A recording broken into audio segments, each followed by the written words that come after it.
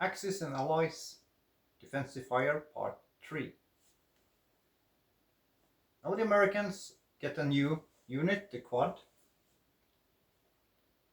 This is to show you how multiple units can give defensive fire.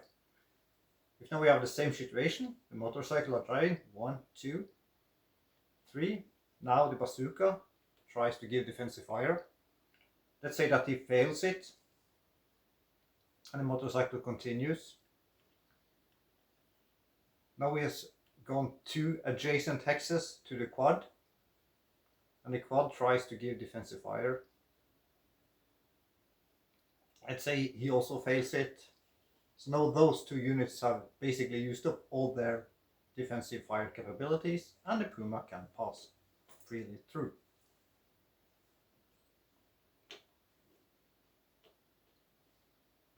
Another thing we can take into talk about is covering dices.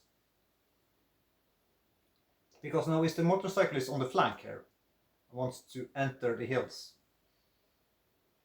he get first one here, the second one gives defensive fire from the Quad.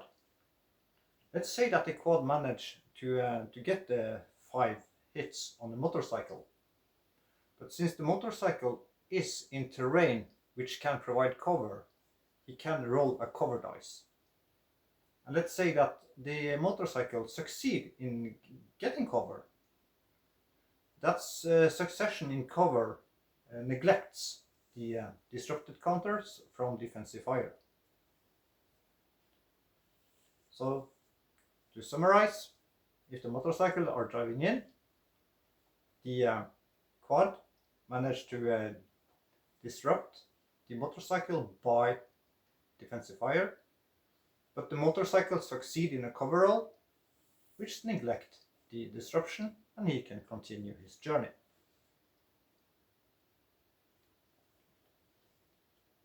As I mentioned, soldiers can close in to a vehicle. So if this American's turn to move first, the bazooka can move into the Puma.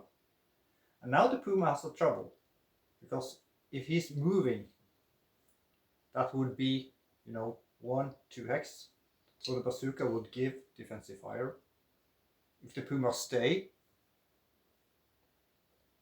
he would get attacked probably the next round. So this is not a good situation for the Puma.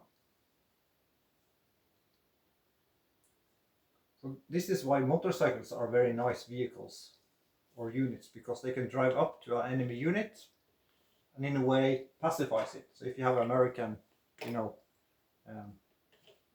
tanks there, you can drive your motorcycle up to it, and if it starts to move, the motorcycle can utilize this attack defensive fire to the weakest spot of the Sherman tanks.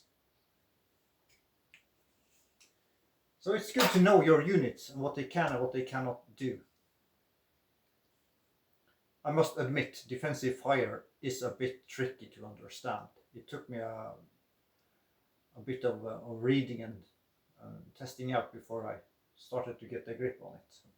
But I think I'm closing in on understanding the rule now.